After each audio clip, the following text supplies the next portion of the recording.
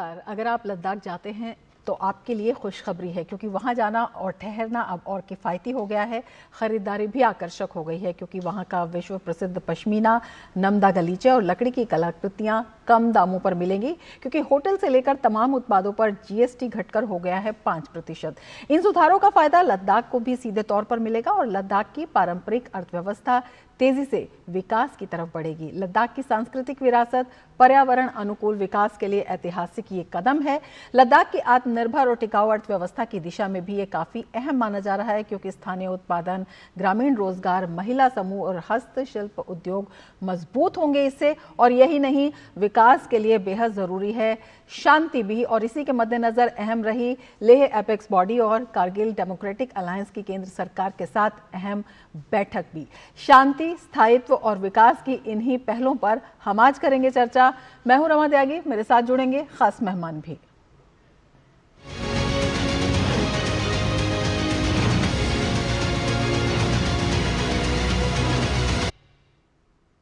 तो चर्चा की शुरुआत करें इससे पहले हम आपको एक बार फिर से बता देते हैं, केंद्र सरकार ने लद्दाख की अर्थव्यवस्था को आत्मनिर्भर और मजबूत बनाने के लिए जीएसटी में व्यापक सुधार किए हैं। इन सुधारों का लाभ लद्दाख को मिलेगा और लद्दाख की पारंपरिक अर्थव्यवस्था तेजी से विकास की तरफ बढ़ेगी, ऐसा माना जा रहा है। लद्दाख की पारंपरिक अर्थव्यवस्था को बढ़ावा देने के लिए जीएसटी में व्यापक कटौती की गई है।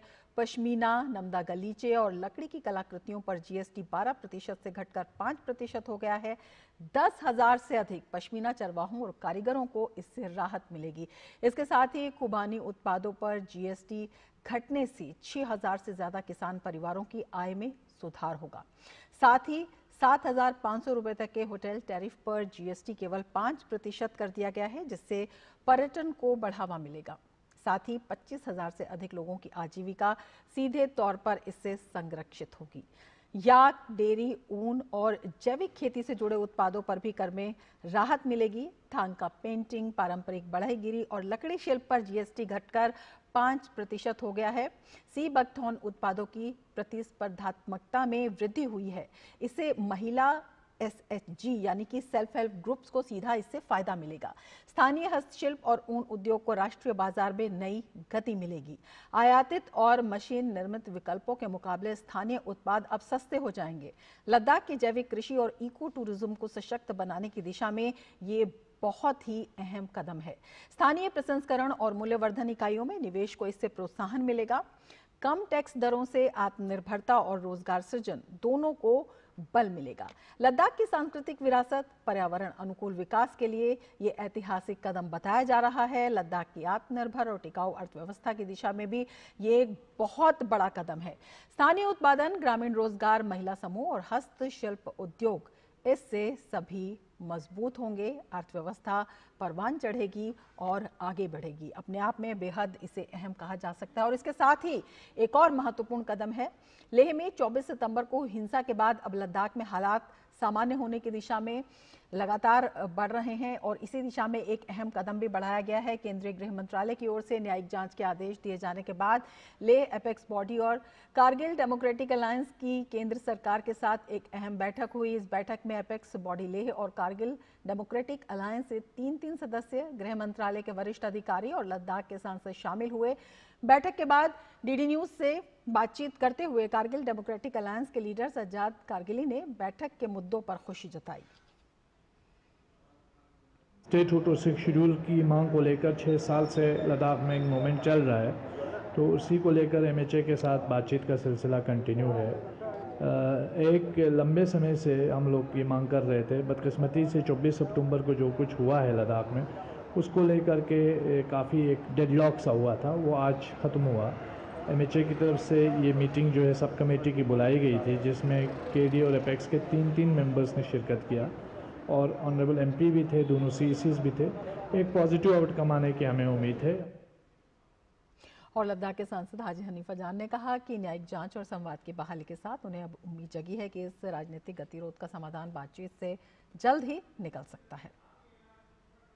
स्टेटहुड और 6 शेड्यूल के ऊपर हमने आज बात करनी थी और जिस तरीके से एमएचए जो इन प्रिंसिपल पहले माना था, हम इन पर बात करेंगे। आज खुले दिल से, खुले मन से जो है उन मुद्दों पे जो है बातचीत हुआ और मैं समझता हूँ एक अच्छी शुरुआत है। अच्छी माहौल में खुले दिल से ये लद्दाख के ऊपर बातचीत हुआ और ये हम उम्मीद करते हैं कि आने वाले दिनों में फिर से मीटिंग बुला के जल्दी से जल्दी जो है इन इश्यूज़ का कोई ना कोई रिजोल्व करेंगे। तो लद्दाख में शांति, स्थिरता और विकास के लिए बेहद अहम केंद्र सरकार की और ये प्रतिबद्धता को दिखाते हैं। इसी पर हम चर्चा करेंगे। हमारे साथ खास मेहमान इस वक्त जुड़ चुके हैं। अपने मेहमानों से मैं आपका परिचय करा देती हूँ।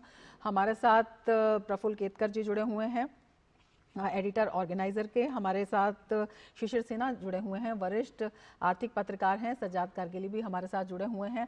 अपने हैं प्रफुल्ल केतकर जी, आपसे समझना चाहेंगे ये जो बैठक है ये किस तरह से, अगर हम लद्दाख की बात करते हैं, वहां पर प्रशासनिक और राजनीतिक रूप से स्थिरता और मजबूती देने के लिए अहम कदम है। देखिए, हमको ये समझना चाहिए लद्दाख की एस्पिरेशंस पहले जम्मू कश्मीर के साथ जुड़े होने के कारण और अब लद्दाख एक यूनियन टेरिटरी बनने के बाद इन दोनों में बहुत बड़ा बदलाव आया है। बहुत लंबे समय से डिमांड थी यूनियन टेरिटरी को लेकर, अब वो यूनियन टेरिटरी मिल गई। अब उसके बाद का जो एस्पिरेशन है, देखिए हमको एक बात ध्यान में रखनी चाहिए, जहां तक एम्प्लॉयबिलिटी या गवर्नमेंट स्कीम्स में इंक्लूसिविटी की बात है, लद्दाख सबसे हाई डेंसिटी वाले इंक्लूसिव एरियाज में से एक आता है। लेकिन आज जिस तरीके के एस्पिरेशंस लोगों के बदल गए हैं, खास करके युवाओं के, ऐसे में उनके एस्पिरेशंस को एड्रेस करने के लिए एक पार्टिसिपेटरी मॉडल, इसलिए फिर लद्दाख का हिल काउंसिल वाला मॉडल हो, अलग अलग तरीके से पार्टिसिपेटरी गवर्नेंस के उनको अपॉर्चुनिटीज मिलना हो, इसको लेकर मुझे लगता है ये डायलॉग प्रोसेस 24 सितंबर वाले आंदोलन शुरू होने के बाद और 26 सितंबर वाली घटना घटने के बाद ये जो शुरू हुआ है, मुझे लगता है ये बहुत सकारात्मक कदम है। दोनों तरफ से एक हम कह सकते हैं कि एक सूझबूझ और लोकतांत्रिक व्यवस्था, संवैधानिक व्यवस्था पर विश्वास जताते हुए एक नॉर्मलसी की तरफ लाने का, और जो जेन्युइन इश्यूज है उनको एड्रेस करने का मुझे लगता है कि एक आगे कदम बढ़ा है। इसी कंस्ट्रक्टिव वे में यदि डायलॉग आगे बढ़ता है तो मुझे लगता है कि जल्द ही इसमें से कुछ ना कुछ रास्ता जरूर निकल सकता है, चाहे वो रीजनेबल जो भी एस्पिरेशनल पार्टिसिपेटरी गवर्नेंस की डिमांड्स हो, या चाहे इकोनॉमिक पैकेज या बाकी रिलीफ के संदर्भ में हो। मैं आज की इस घटनाक्रम से मुझे लगता है कि लद्दाख, लेह लद्दाख वाला जो एरिया है वो अभी 370 वाली मानसिकता से नहीं, हमको उसको नए प्रिज्म से थोड़ा सा देखने की आवश्यकता है, ऐसा लगता है। बिल्कुल, नए सिरे से देखने की आवश्यकता है। हमारे साथ शिशिर सिन्हा भी जुड़े हुए हैं। शिशिर, लगातार जब हम कहते हैं शांति और विकास साथ साथ, और विकास की दृष्टि से जो जीएसटी कटौती है वो भी लद्दाख के लिए बेहद अहम मानी जा रही है, किस तरह से ये वहाँ की जो स्थानीय अर्थव्यवस्था है उसको मजबूत करती हुई दिखाई देती है? वहां की अर्थव्यवस्था की दूरी जो है वो पर्यटन पे है, और पर्यटन के मामले में जो 24 सितंबर से जो घटनाएं घटी, निश्चित तौर पर पर्यटन काफी प्रभावित हुआ। और पर्यटन केवल ये नहीं है कि आप एक होटल इंडस्ट्री चला रहे हैं या कोई हस्तशिल्प का सामान बेच रहे हैं, एक कॉम्प्रिहेंसिव पैकेज होता है। पर्यटक जब जाता है तो वो न केवल सामान खरीदता है बल्कि सेवाओं का भी इस्तेमाल करता है। गुड्स एंड सर्विसेज टैक्स में गुड्स भी है और सर्विसेज भी है।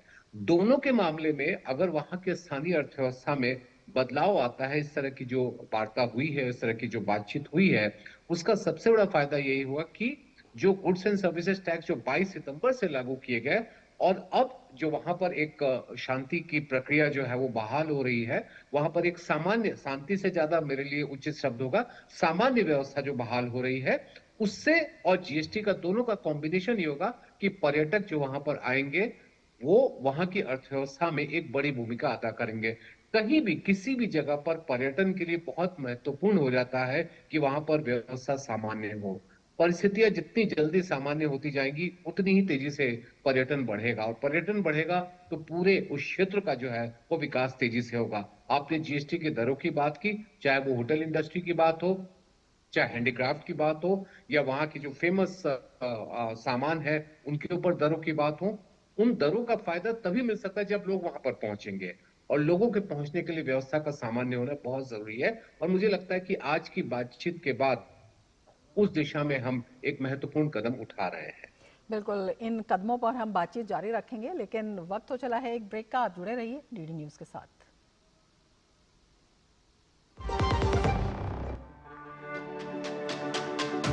मेरी पसंद, मेरी पसंद,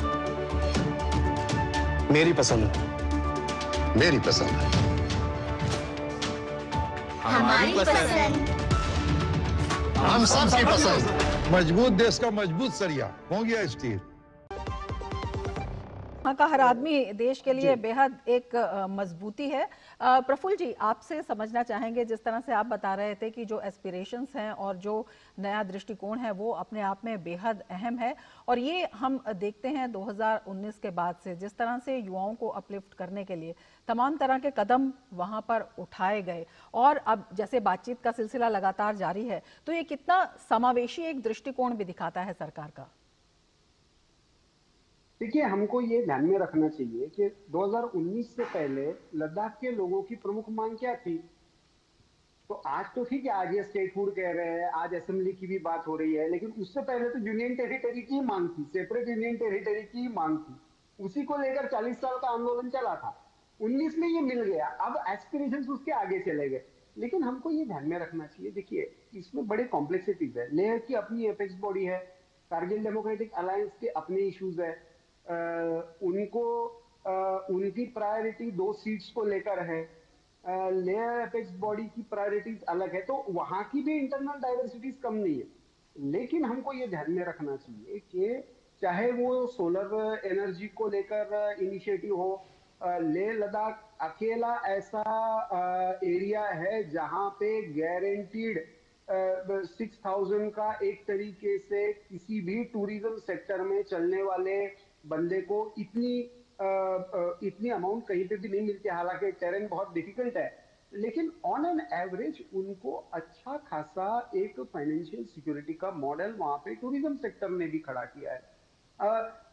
वहां की यदि हम पॉपुलेशन की तुलना में यदि देखें तो लेह लद्दाख के लोगों का इवन गवर्नमेंट सर्विसेज में रिप्रेजेंटेशन ये बहुत हाई है। रियल इशू जो है, मुझे लगता है कि जो ट्रेडिशनल हिल काउंसिल वाला जो मॉडल था, उसको अब नए ढांचे में कैसे अकोमोडेट करना ताकि वो डिसीजन मेकिंग ज्यादा पार्टिसिपेटरी लगे या पार्टिसिपेटरी हो या उन एस्पिरेशंस को एड्रेस करने वाली हो, मुझे लगता है कि वो रियल इशू है और उसको पोस्ट 370 सिनारियो में एड्रेस करना। नहीं तो अभी तक तो ये जम्मू कश्मीर की असेंबली ने इनके कभी एस्पिरेशंस फुलफिल नहीं कर पाई थी 370 के कारण, 35A के कारण। तो ऐसे में मुझे लगता है कि इस कॉन्टेक्स्ट में मैंने कहा कि ये बदले हुए सिनेरियो में हमको इन एस्पिरेशंस को अलग से एड्रेस करना पड़ेगा। बिल्कुल, बदले हुए सिनेरियो में ये भी देखना बहुत महत्वपूर्ण है कि किस तरह से वहाँ की अर्थव्यवस्था को मजबूती दी जा रही है। शिशिर, आपसे समझना चाहेंगे, लद्दाख की अर्थव्यवस्था की बात करते हैं, टूरिज्म और जो स्थानीय संसाधन वो बेहद अहम रोल इसमें अदा करते हैं। उसमें अगर हम तमाम उत्पादों को वहाँ पर देखते हैं और जिस तरह से जीएसटी उन पर कट किया गया है, जिस तरह से वहाँ पर जो सेल्फ हेल्प ग्रुप हैं, जो महिलाएं हैं, जो वहाँ पर लोकल आर्टिजन्स हैं, उनको मजबूती दी गई है, तो आत्मनिर्भर अर्थव्यवस्था को और मजबूत करने के लिए ये जो कदम है कितने सहायक साबित हो सकते हैं? देखिए, आर्थिक विकास में किसी भी तरह की अनिश्चितता सबसे बड़ी बाधा होती है। किसी भी क्षेत्र में आप चले जाएं, किसी भी राज्य में आप चले जाएं, किसी भी केंद्र शासित प्रदेश में चले जाएं, और वहां पर जो परिस्थितियां पिछले 1 महीने के दरमियान बनी, उसका सबसे बड़ा नुकसान ये होगा कि स्थानीय जो अर्थव्यवस्था है, जो कि पर्यटन पर बहुत ज्यादा आधारित है और आधारित रहेगा, उसमें काफी कुछ कमी देखने को मिली। और एक बात और रमा हमें ध्यान रखना है कि विश्वास तुरंत नहीं आता है। आज अगर परिस्थिति सुधर जाती है और हालात बिल्कुल सामान्य की तरफ बढ़ जाते हैं, लेकिन हम ये कहें कि कल से सारे पर्यटक वापस लौट जाएंगे, ये थोड़ा सा हमको इंतजार करना पड़ेगा। एक सबसे बड़ी जरूरत है कि एक सामान्य व्यवस्था को बनाया जाए। और देखिए, चाहे आप हस्तशिल्प की बात करें, सेल्फ हेल्प ग्रुप की बात करें, ये सब एक दूसरे पर डिपेंडेंट है और टूरिज्म से बड़ा कोई मल्टीप्लायर नहीं होता है। पर्यटन जितने क्षेत्रों को आपस में जोड़ता है, से ज्यादा कोई भी और आर्थिक क्षेत्र नहीं जोड़ता है। तो लेह लद्दाख में पर्यटन का बढ़ना, चाहे वो स्थानीय उत्पादों को बढ़ावा देने की बात हो, सेल्फ हेल्प ग्रुप के उत्पादों को बढ़ावा देने की बात हो, होटल इंडस्ट्री को बढ़ावा देने की बात हो, और बुनियादी सुविधाओं के लिए पैसे जुटाने की बात कही जाए स्थानीय स्तर पर, वो सभी कुछ इन्हीं से संभव हो पाएगा। लेकिन इन सब की धुरी में महत्वपूर्ण मुद्दा यह है कि कितने जल्दी माहौल जो है वो सामान्य होते हैं और लोगों के बीच एक विश्वास का माहौल बनता है कि मेरा आना यहाँ पर एक एक सही। समय हमारे पास जो है वो बहुत कम है। एक टिप्पणी प्रफुल्ल जी आपसे भी हम लेना चाहेंगे, देखते हुए जिस तरह से जो, क्योंकि लद्दाख जो है, लद्दाख में शांति और लद्दाख में विकास जो है वहां की अर्थव्यवस्था के साथ साथ रणनीतिक रूप से भी काफी अहम है, इसे किस तरह से देखते हैं? देखिए, स्ट्रेटेजिकली इंपॉर्टेंट लोकेशन है और लद्दाख के लोगों का भारत के अभी तक के इतिहास में सारे ही स्थितियों में महत्वपूर्ण योगदान रहा है भारत की सुरक्षा को लेकर। लेकिन आप देखिए, बीआरओ की तरफ से मान लो 250 करोड़ का बजट था और वो अभी 6400 करोड़ पर पहुंचा है।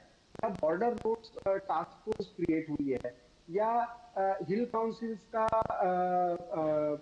के थ्रू मेजर प्रोजेक्ट्स का एलोकेशन हुआ है। एजुकेशन और हेल्थ केयर के संबंध में, या जैसे मैंने कहा कि सोलर के प्रोजेक्ट के संदर्भ में बहुत बड़े इन्वेस्टमेंट के प्रयास हुए। तो इसका डायरेक्ट बेनिफिशियरी कौन है?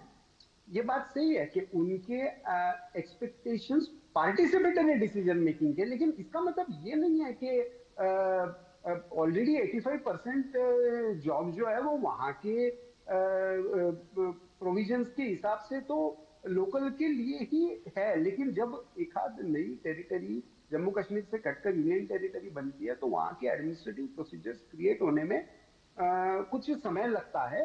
मुझे लगता है आने वाले समय में जिस तरीके से ये डायलॉग प्रोसेस अभी शुरू हुई है और होम मिनिस्ट्री की तरफ से जिस तरह के एश्योरेंस दिए गए हैं, आप मुझे तो अभी जैसे शिशिर जी ने भी कहा कि टूरिज्म का ये, क्योंकि टूरिस्ट की संख्या 2.8 लाख थी 2019 में, वो 5.2 23 में 4 लाख ऑलरेडी 24 में क्रॉस कर गई थी।